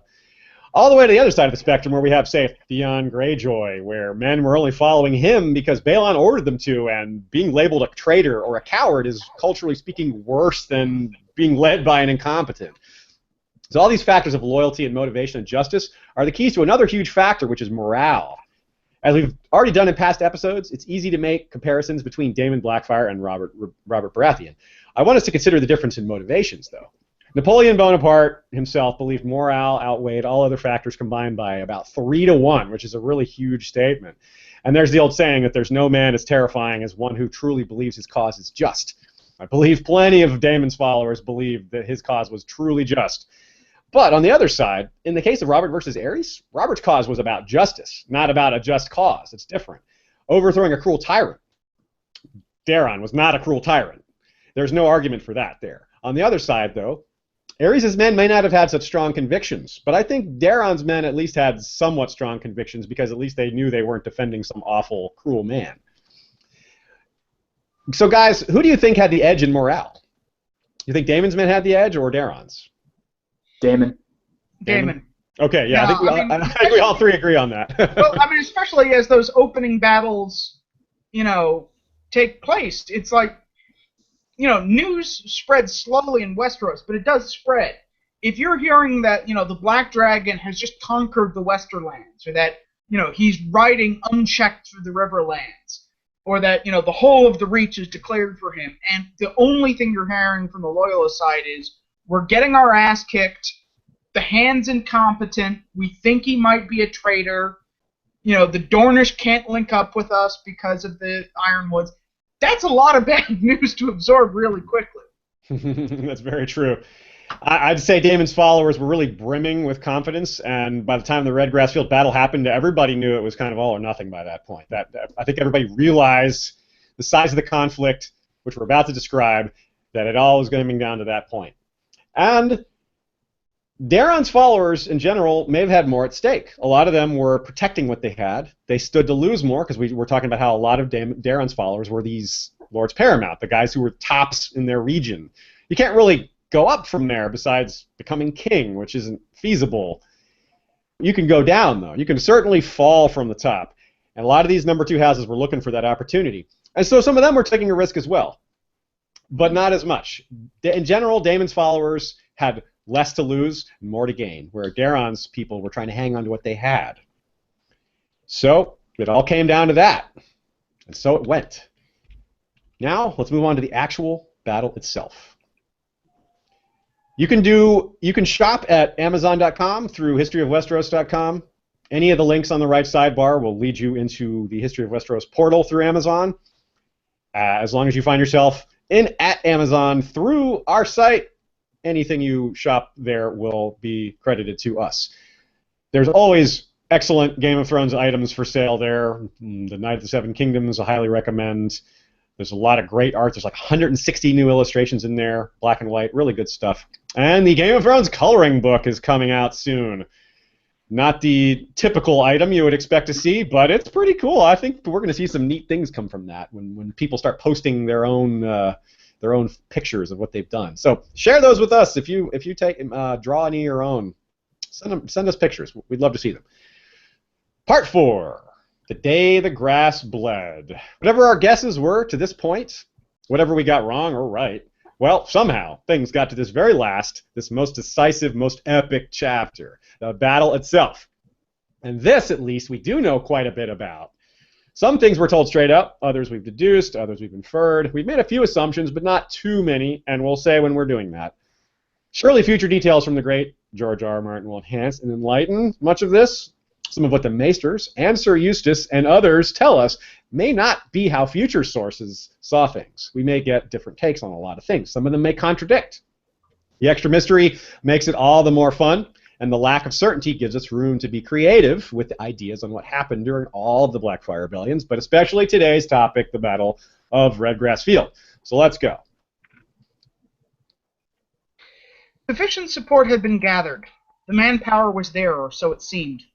Daemon and his generals were surely quite confident, and his followers were caught up in a wave of hero worship. Daemon's popularity had done its job, and his friends and advisors were clearly a competent bunch. Waiting didn't seem likely to help much, and it could have hurt. And it doesn't seem like a bold warrior king would plan a long-term campaign, a war of attrition, or anything like that. And certainly no tricks either. This was a man supposedly living up to the chivalric ideal, which meant direct confrontation to prove without a doubt who is stronger. Not the most smart, not the most cunning, but the strongest. The lowest common denominator, but also the highest. There may have been other reasons for the timing. Perhaps he knew things weren't going quite as well as he thought in Dorne, or guessed that they might not, given what his advisors knew of the situation. The sources are in conflict on the timing, but only by a few months. Sometime late in 196 or early in 197, whatever it was, Daemon went directly for the throat, King's Landing itself. Taking the capital would be the end of the war, assuming he captured Daeron. It would be a huge win in any case, and there would be other royals likely to be there as well, as like Prince Aerys and Prince Rhaegal. But the loyalist armies were not about to let down King Daemon the Good, and as Daemon's host rushed to deliver the final blow, they were intercepted. The armies were in formation, or at least had enough warning of each other's proximity to allow for proper disposition. A large-scale pitched battle was about to begin, the likes of which Westeros had never seen. Okay, Jim, you had some very good thoughts on the size of the armies based on, some of your own expertise. So why don't you take us through a little bit of that, and Stephen, I know you have some thoughts on that as well. Mm-hmm. Well, this is certainly the most decisive battle of this campaign, and to compare it to other decisive battles in Westeros, we have the Field of Fire, which is about 60,000 troops overall. We have the Battle of the Trident, which is 85,000. And we have the Battle of the Blackwater, which I do believe before the Tyrells showed up was 31,000, and then the Tyrells showed up with their massive, in what we call Crusader Kings 2 terminology, as the Doom Stack. But if I were to compare this, we said that there are 10,000 dead, and you're going to probably say maybe half again that many wounded, or maybe even closer to just 100% more wounded. Medieval battles were notoriously bloody, but there's a difference between dying on the battle of battle wounds and dying of infection 2 days or 3 days later. And I'm not exactly sure what that 10,000 dead is, just the people that died or the people that died of infection later. But if you figure anywhere from a 1/3 to 1/2 casualty ratio, you're looking at around 85,000 people total at the Redgrass Field, which is about right, I'd say. Yeah, it's a huge number, but I do think it's right. Yeah. You have the looking at those. Oh, go ahead. Sorry, looking at those numbers, I mean, this is roughly comparable, I think, to the famous battle of Towton during the Wars of the Roses, where roughly 1% of the adult male population of the UK died on the battlefield, which is just quite astonishing for any single battle. And those are I think Black Plague numbers. Yeah. And I think the fact that people afterwards talk about the number of casualties, that they keep saying 10,000 over and over again, suggests something of the scale, that it was definitely definitely towards the higher end of our estimates. Yeah. And we have to know that most of the kingdoms of the Seven Kingdoms were present at this battle. They may not have all shown up at the same time, but pretty much the entire fighting population was there at that moment. And we don't have the North and we don't have the Iron Islands, but we do have the Westerlands, Riverlands, Reach, Dorne. We basically have the Trident all over again, and 85,000 was the number of the Trident, so I'd say that that's what we have. Okay, so real quick, the other big question, where was the Redgrass field? Let's give some quick opinions on where you think it was, and I'll point them out on the map. Okay, well, based on my theory about the Western Hook, given that Fireball won the Battle of the Golden Tooth going west to east, and then there was battles in the Riverlands, I think that that Daemon was marching south, which would probably put the Redgrass field somewhere to the north of King's Landing. And this would also, by the way, explain the betrayal of House Lawston, because that would put Harrenhal in his rear, in a place where it could do maximum damage. Okay, so real quick, Harrenhal right here, King's Landing right here, coming this way. The Vale armies would have cut them off here under this scenario, roughly. So the Redgrass field would be somewhere in this area, just north and east of King's Landing, or north and west of King's Landing, presumably. Possibly north and east, but probably north and west, if I understand your point correctly, Steve. Yeah. Okay, now Jim, what do you think? And I think it's on the other side. Going from my scenario where there's a bunch of small battles, eventually Daemon sends out the call to unite his banners and go for King's Landing. So they all congregate on the Reach. Moving towards the northeastern part of the Reach is probably where they all meet up, because there's no sense in them marching west to then march east. So then I would say that the Redgrass field is south of King's Landing, and my basis for understanding this is that Dorne and Baelor's march hits them coming from south to north. They're not going. I mean, Dorne is south. Dorne and the Stormlands are south, so they have to be marching north to hit Daemon in the rear, which means that Daemon must be facing north. And so my explanation for the Battle of Harrenhal, the betrayal of Harrenhal, was that Lord Lothston was to blockade the high road and stop the Vale army from marching. And they didn't do it. They said, "You're not going to leave us just alone to fight the Vale. No, we give up. Don't leave us to twist in the wind." And so they let the Vale pass, and the Vale was able to assemble at King's Landing to intercept them south on the Redgrass field. Okay, so let me point out where that would be here. So that would put the Redgrass field around here, south and west of King's Landing. Now, one thing to back this up is, according to the Lands of Ice and Fire maps, there is a hilly region around here, around this area that you're talking about, and I don't know of any hilly regions up here, at least not according to that map. Right. That map doesn't have to be perfect, and the hills could be small enough that they're not worth showing on the map. Yeah, it's not ironclad proof. Don't know. The only thing we know about the battlefield itself is that there is the Weeping Ridge. Right, which is why I brought up the hills, yeah. Yeah, that could be a foot tall, it could be 10 feet tall, it could be 20 feet tall. We just don't know. Yep. Right. So both of those are very good scenarios. I like both ideas. I definitely can't say one is way stronger than the other, so keep both versions in mind. One day we'll learn the truth, probably. But let's look at things at a different level right now. Every once in a while, I throw out a reminder that A Song of Ice and Fire is about characters more than anything else. The world is sprawling, the plot is engaging, the writing is genius, the battles are awesome, but the characters come first of all. History of Westeros podcast will always try to reflect that in our analysis, even in an episode focused on a battle. Heck, especially in an episode focused on the battle. We've read the Battle of the Blackwater, the Battle of the Green Fork, and others. Those scenes are amazing, and it's partly because he injects so much human element into them, also because he's a great writer.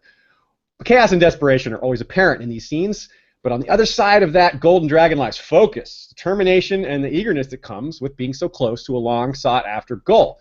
So, let's take a moment to talk about what the different armies were thinking. There's 6 different armies, essentially. The right, left, and center for each side. Each one of those has its individual leader, individual commander, And each one of those commanders has their own thing in mind as terms of what they expect to get out of this war, this battle, what their ambitions are, etc. So we're going to do some rapid fire back and forth as we talk about their ambitions and then the action itself. So let's go. Okay, so we start with the Rebel Vanguard, which was led quite naturally by Daemon Blackfyre himself. And at this moment, he must have been feeling supremely confident. The whole war had been going his way. And here he was, almost at the gates of King's Landing, with one battle to decide who was going to win. So, having raised this army, having seen the support, having had all of these wins, he must have felt supremely confident. On the other hand, he's just lost his greatest general. Fireball, the man who had saved his life, who had won the West for him, had just taken an arrow to the throat the day before, completely randomly, out of nowhere.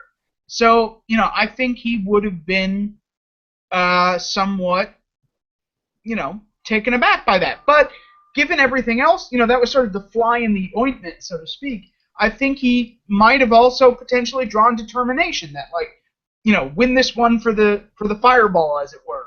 Fireball. Yeah. Meanwhile, and Daemon, I also wonder if Daemon was worried about his children, but probably not. He seemed like he was he probably had that taken care of, but I guess it may have been in the back. He had no less than 2 of them with him. He was. That's true. Certainly his risking. 12-year-old squires, yeah. Yeah. So the rebel center, led by Lord Gorman Peake. Most certainly, his army was comprised of Reachmen, his own, and probably his own bannermen, and some other houses that joined Daemon. He seems to be more than a competent fighter, and as with many very high-born, very ambitious types, he probably didn't lack for confidence. He will later heroically slay Sir Arlen of Penetree's squadron Roger, creating an opening for Sir Duncan the Tall. So without Sir Arlen taking on Duncan's esquire, there's no meeting with Egg, and no best buds wandering the Seven Kingdoms. So hey, thanks, Peake. Eager to advance his ambitions, very strong chance he had a mind to be Daemon's hand of the king. Perhaps in parallel to Maekar and Bloodraven, Lord Peake might think Bittersteel too lowborn and powerless to deserve the position over him. Like Maekar, he could have been wrong, but we'll never know. It's also quite possible he wanted to become the new Lord Paramount of the Reach. I think that's for certain, yes. The Peakes and their ambition foiled so many times. And bringing up the rear would be the rebel rear, and that is led by Bittersteel, and that is presumably staffed mostly by Riverlanders and anyone else that would probably be in comprised in his unit. Now, one of the things that Bittersteel is known for, his defining emotion seems to be hate, spite, and anger. And those are very destructive emotions, but on a battlefield, they actually have a good purpose. You can use those, that hate, that anger, that just unbridled fury, to banish the weaker emotions that you have. Fear, anxiety, doubt. And he's also probably looking at this battle as just the chance to finally get his. He has been constantly overshadowed. He is the only one of the great bastards to not get anything out of Daeron. He wants to take out Bittersteel, who won the woman he loved, or lusted. Bloodraven. Or Bloodraven, I'm sorry. Yeah, he wanted to kill Bloodraven for taking away Shira Seastar. He wanted to kill Daeron, almost certainly, for neglecting him. And I just imagine that every single person that he saw Daeron's favor, he sees as something that maybe he should have gotten instead. And so I'm thinking that more than Daemon, more than Gorman Peake, Bittersteel is the one who wants to take out as many people of Daeron's as possible. But his ambitions aren't just the bloody. If he is a heroic bastard who basically helps his king win, and there's another famous heroic bastard who helps his king win, and that was Orys Baratheon. Mm-hmm. So he might have seen himself as perhaps a new Lord Paramount under Daemon, possibly getting Storm's End in honor of Orys Baratheon's great achievements. Yeah, or some Riverlands seat. Maybe he expected. I don't know. By the time they learned of Manfred Lofton's deceit, he was like, "Well, now I'm going to get Harrenhal." That's That's right. possible too. He could have had his eyes set on Harrenhal, which never ends well for anyone. Yeah, that's true. Although, without a doubt, I would think he expected a seat of some kind upon the winning of this battle, which obviously didn't happen. Okay, so let's talk about the Loyalist side. Okay, so in the Loyalist Vanguard, we have Lord Donald Arryn, the Lord Paramount of the Vale, obviously bringing the Knights of the Vale with him. Potentially also some Loyalist Riverlanders who managed to make it out of the fighting there and get their way down to King's Landing. And, you know, in terms of what he's thinking, I mean, certainly the Arryns are by nature, you know, focused on honor and, you know, respectability. So there's this sort of the sense of, you know, he's a traditionalist. He's going to support the king. There's also a family connection, right? Prince Rhaegal is married to Alice Arryn, who might have been his daughter, his sister, certainly some female relation. He's also the Warden of the East, so he's got a royal office. And, you know, like the Arryns before him, I think there was this sense that the benefit, the good of House Arryn goes with being the closest of the great houses to House Targaryen. You know, they're not, you know, they're not the richest, they're not the most numerous, but they are the most loyal. He's also happens to be the only Lord Paramount on the field at the moment. You know, Daemon Lannister had already been beaten. Leo Longthorn never showed up. The Starks, the Greyjoys, they don't take a part. The Tullys probably had been forced back into River Run.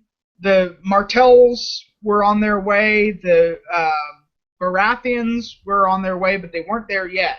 So as far as the sort of the base of Daeron's political support, he's it. As far as the center goes, the Loyalist center was led by Lord Hayford, the newly named Hand of the King, after Lord Betterwell was dismissed for his incompetence / foot in both camps policy, whatever it was. So he's most likely leading, as a member of House Hayford, he's most likely leading the Crownlands men. Perhaps some men came over from the Velaryons and the Celtigars, as well as the Macceys and Duskendale and the Stokeworths, etc. Most of those are the most likely to stay loyal to Daeron, and he's likely in charge of them. There may have been some Riverlands men that stayed loyal that fought their way out of there. This is perhaps where they'd wind up as far as which army. Now, Lord Hayford was said to be stalwart from the first. He'd be quite immune to Daemon's charm and appeal, perhaps a man of high character who valued peace and Daeron's rule, or perhaps a man who just really valued loyalty and his vows to the Iron Throne, or saw an opportunity to make a name for himself as the new Hand of the King. Either way, he seems to have done a good job, even though he fell in the battle a bit later. And in the rear, which we have Prince Maekar Targaryen, who is a young man. He is no older than 22 and is probably in his late teens or 20. We don't have a specific birthday for him. He is eager. He has to be, because he knows that he is the last line of defense between Daemon Blackfyre and his royal father. As to who is in his army, I do believe Maekar was Prince of Summerhall by this point, so he probably has some Stormlander men, anyone who could bring into his thing, as well as he probably has a unit of the Kingsguard. One of the members of the Kingsguard is probably protecting him. And yeah, that makes sense. Any loyalist reachers, especially those maybe in the northeast of the Reach, who are either beaten away by Daemon's forces, or just knew they couldn't stand up to Daemon's large army by themselves and massed at King's Landing. So he is it. He is eager, young, and ready for action, and he's going to have a lot of it in this battle. Right on. Okay, so let's do it. That is the dispositions and ambitions and possible thought processes of the 6 different leaders. Let's go to the actual battle. Start us off, Stephen. Okay, so the rebels are making the first move. Daemon's host is barreling towards King's Landing. As we said, there's 2 possible directions that they could be coming from. Peak, Bittersteel, as some of the leading commanders. Fireball too, but he died just before. Sir Eustace is probably fighting with the Reacher men along with under Lord Peake. That's right, and the Loyalists would be heading certainly the one army, this is the one thing we know for sure, the Loyalist army, the main army, the first one that comes in conflict before the Stormlanders come with Baelor. They're heading southwest-ish from the Vale. They put themselves in Daemon's path, whether Daemon was coming from the southeast or southwest or northwest. And they entrenched themselves perhaps as much as they could, given whatever time they had. The Hayford Center, Hayford is in the center, of course. Maekar in the left, probably on or in front of whatever high ground is nearby, not counting the Weeping Ridge. Potentially that's a different high ground, possibly. Bloodraven would have started off with some skirmishing. His men almost certainly were mounted. Whether they would shoot the arrows from the back of horseback or not is a matter of, not an important point to discuss right now, but undetermined. Usually archers, especially mounted archers, would be involved in skirmishing. So they probably saw a little early action, nothing too major. But the first major action, as is typical, the vanguards come together. Quote, Lord Donal Arryn boldly led the vanguard of the royalist host, though his lines were shattered by Daemon Blackfyre, and his lordship in peril for his life, until Sir Gawain Corbray of the Kingsguard appeared with reinforcements. So the rebel vanguard was winning, and we're guessing Corbray was in charge of the reserve. This may have been a job to finish from a personal standpoint, re the Red Keep. Either way, it was a daunting task. And what I mean by reserve is not as far as the reserve, as far as Maekar's command, but a different reserve unit. Don't want to confuse things there. Now, another good quote. Daemon was the warrior himself that day. No man could stand before him. He broke Lord Arryn's van to pieces and slew the Knight of Nine Stars and Wild Will Waynwood before coming up against Sir Gawain Corbray of the Kingsguard. For nearly an hour they danced together on their horses, wheeling and circling and slashing as men died all around them. It's said that whenever Blackfyre and Lady Forlorn clashed, both Valyrian steel blades, you could hear the sound for a league around. It was half a song and half a scream, they say, but when at last the lady faltered, Blackfyre clove through Sir Gawain's helm and left him blind and bleeding. Epic, I tell you. That's a long time, though. An hour, it's probably exaggerated. They probably didn't literally fight for an hour, but still, it was a long duel. So quite a bit had to be going on during that duel. It's not as if tens of thousands of men on both sides just stopped to watch. So, meanwhile... And then, meanwhile, Bittersteel is in the rear, guarding his flank. At this point, the rebels must have known that the Ironwood have collapsed and that the Dornish are marching north. But Peake advances, probably doesn't charge the way the Vanguard does, but advances his infantry to face the Loyalist center. And we have a nice quote, which the Loyalist center under Lord Hayford seemed to almost buckle as Lord Hayford fell. A lord with 3 castles on his shield cut him down. And that's obviously Gormy Peake. So now the Loyalist center hasn't routed, but they are in disarray because they have lost their commander. Maekar is holding his position for the moment, though both the van and the center are flagging. Like I said, Maekar knows that he is the last line of defense. He cannot afford to make a careless move at this point. He's all that stands between Daemon and his father. So at this point, it looks kind of bad for the Loyalists, doesn't it? I mean, real bad. You got two of the armies are engaged. Both centers and both vanguards are engaged, and both are victories for the rebels. It looks real bad. But something changed real quickly, didn't it? Yeah. Next came the delay that meant everything, it seems. Daemon's chivalry might have gotten the best of him. He fought valiantly and nobly, like Rhaegar on the Trident. After defeating the Kingsguard Knight, whom, to be fair, he probably knew quite well, Daemon dismounted to see that his fallen foe was not trampled, and commanded Red Tusk to carry him back to the maesters in the rear. And this was his moral error, for the Raven's Teeth had gained the top of the Weeping Ridge, and Bloodraven saw his half-brother's royal standard 300 yards away, and Daemon and his sons beneath it. He slew Aegon first, the elder of the twins, for he knew that Daemon would never leave the boy whilst warmth lingered in his body, though white shafts fell like rain. Nor did he, though 7 arrows pierced him, driven as much by sorcery as by Bloodraven's bow. Young Aemon took up Blackfyre when the blade slipped from his dying father's fingers, so Bloodraven slew him too, the younger of the twins. Thus perished Black Dragon and his sons. But not everyone is aware of this right away, right? The battle is huge. The Loyalist van is completely broken. They may not know that Daemon is dead. The center is probably still fighting the other center. They may not know he's dead either. But Bittersteel, while he's in reserve, he may be looking for an opportunity to flank, and this may be of when he noticed. And on the Loyalist side, Maekar, now noticing that the royal standard has fallen, and knowing that the Kayford standard has fallen, is now, in no uncertain terms, the commander of the army. So he's likely moving to the center, rallying as many people as he can. He probably appoints one of the Kingsguard, or possibly a lord who happened to just be a friend of Maekar, as strange as that sounds. Yeah, Maekar with friends. What, really? Command the left. And he is rallying all of his forces saying, we can win, we must hold. And this is very important, and I think that Maekar doesn't get a lot of credit. I know I've recently written an essay about Maekar, how he just does not seem to get a break.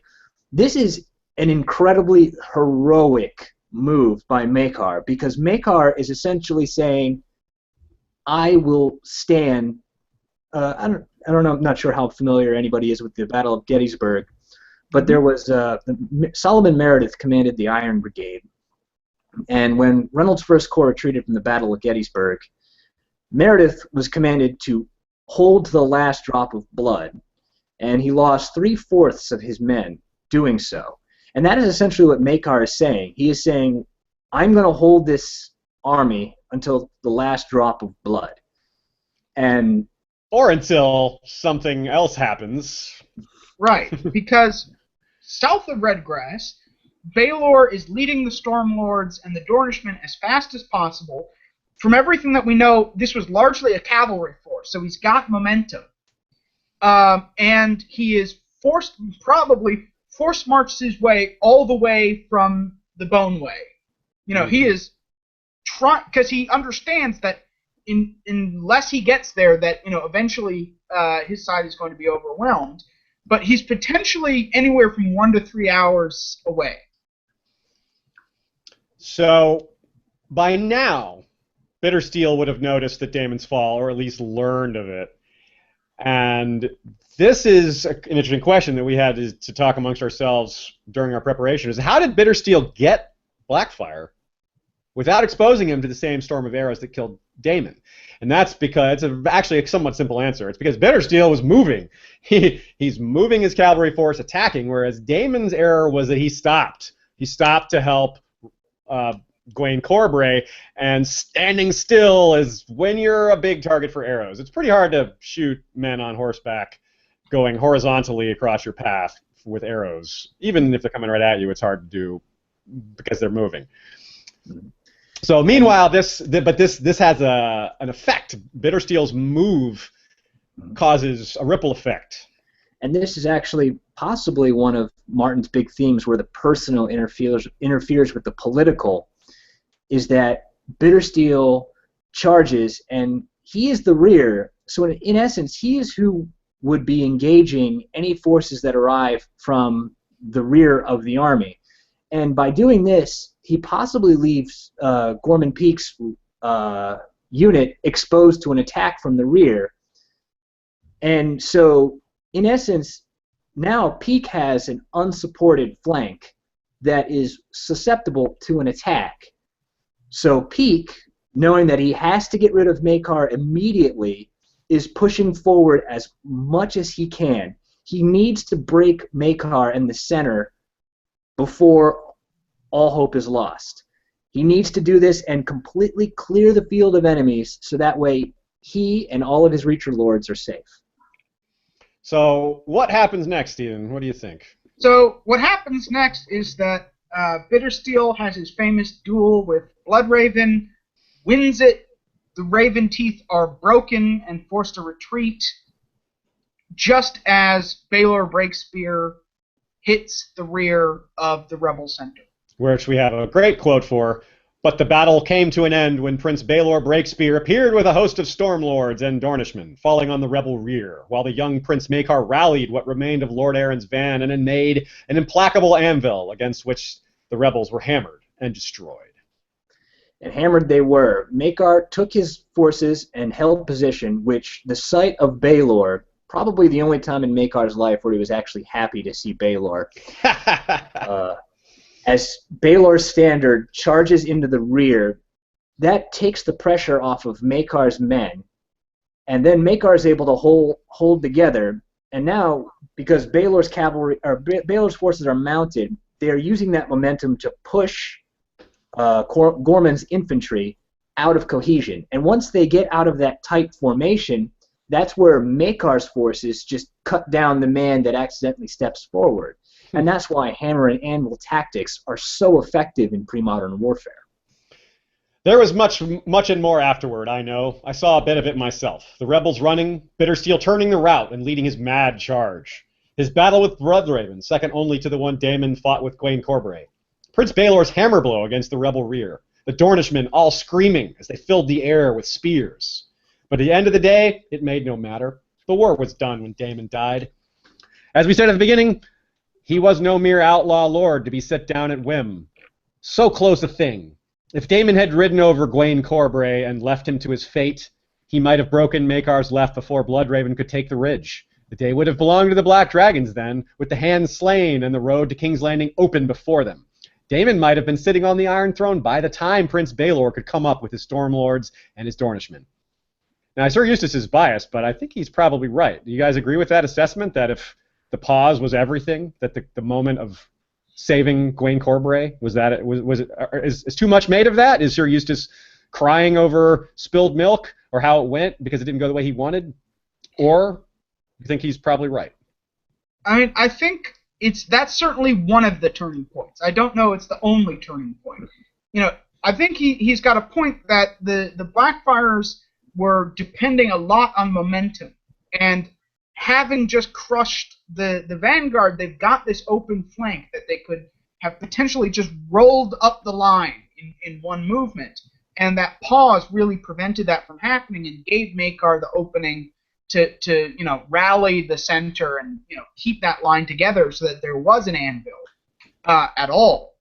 At the same time, there's other possibilities. If Bittersteel had led his charge in a more productive direction than at Bloodraven's 500 archers, if he had led the charge at the center, if he had led it at Maekar himself, he might have been able to regain initiative in the battle. And, Daemon still had plenty of sons alive.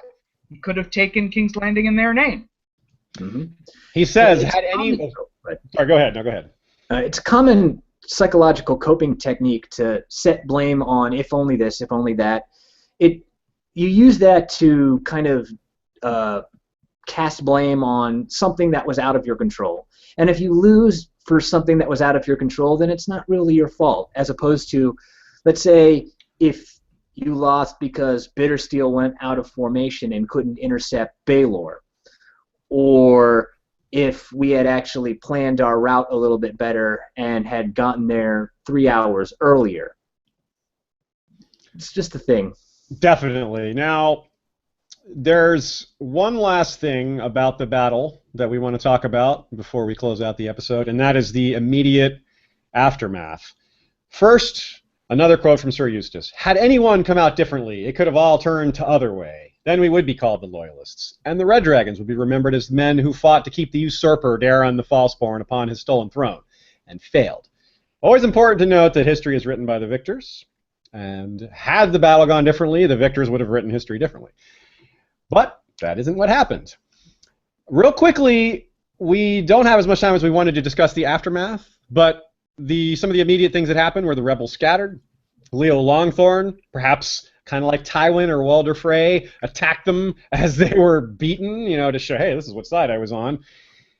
And Bittersteel somehow picks up Daemon's remaining 5 sons and daughters, however many there were, including his own wife, betrothed Calla Blackfyre, and flees to Tyrosh, probably using the Tyroshi Navy, but again, we're not sure. 10,000 men had died for Daemon's Blackfyre's vanity, and many more were wounded and maimed. King Daeron's efforts at peace had been shattered through no fault of his own, save perhaps too much mercy for his envious half-brother. Something we touched on at the beginning.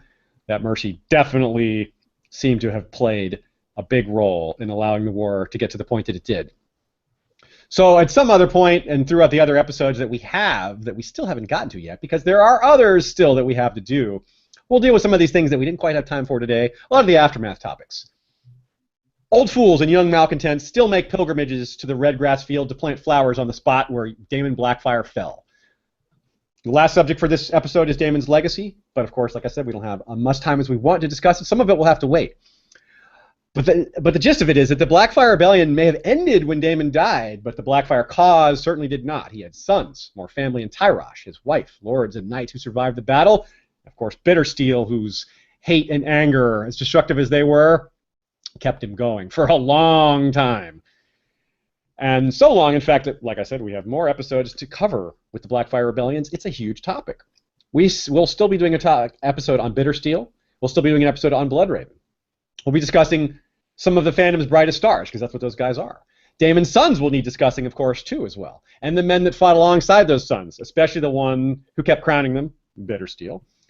It would suit Lord Bloodraven if their names were all forgotten, so he has forbidden us to sing of them. But I remember Robb Rayne, Gareth the Grey, Sir Aubrey Ambrose, Lord Gorman Peak, Black Byron Flowers, Red Tusk, Fireball, Bittersteel. I ask you, has there ever been such a noble company, such a roll of heroes? Don't worry, Sir Eustace, we all remember. Now here's our roll of heroes, our Patreon supporters who make all of this possible. We would be seeing maybe a third to a quarter as many episodes if it weren't for you guys. First Lord Cash Craig, Hand of the King, and Lord of Mines. Lord Jim the Fortuitous, our guest today, from Wars and Politics of Ice and Fire blog and Warden of the West. Tell us again how to find you, Jim. All right, you can look at brindonbfish.wordpress.com. You can also check us out on Tumblr at warsofasoif.tumblr.com. And you can always check us out on Twitter at warsofasoif, and each of the contributors at Wars and Politics of Ice and Fire have their own unique Twitter as well. Right on. And Stephen, while we're at it, thanks again. You've been such a huge part of the series, your third episode in the series with us, invaluable help. Tell everybody again how to find you. You can find me at racefortheironthrone.wordpress.com. You can also find me racefortheironthrone.tumblr.com or Stephen Attewell on Twitter. All right. Also, thanks to Lord George Stormsville the Cunning, Lord of the Chiliad and Warden of the East, Lord John Reed of Castle Woodbridge, the Lord Borealis, the Light of the North, and Warden of the North. Frontier Lord James Knox of the Poker Fort, Hammer of the Dornus Session, and Warden of the South.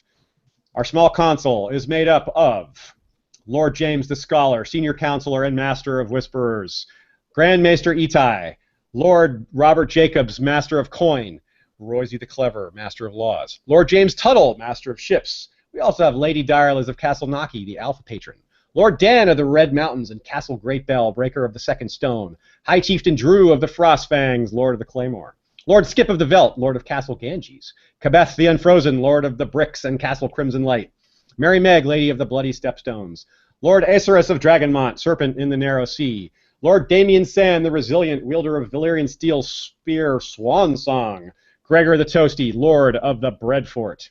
Also a shout-out to Sir Adam the Consummator and Sir Terence of the Cedars, Knight of Seat Pleasant. We also have our first sword, whose name I don't have here, Lord Commander Shepard, Lord Commander George the Golden, King's Justice Sir Troy the Steady, wielder of the Valyrian Steel Blade Fate. And we also have... we have a few moments left, a couple of extra minutes. I want to ask you guys, just as for fun, just as a question to ask as an academic point, just to be trivial. What would Daemon have done had he won, not just in the war? That's too big of a question, but what would he have done with the Martells and Daenerys, his former love, and her children? What do you think would happen there? That's interesting.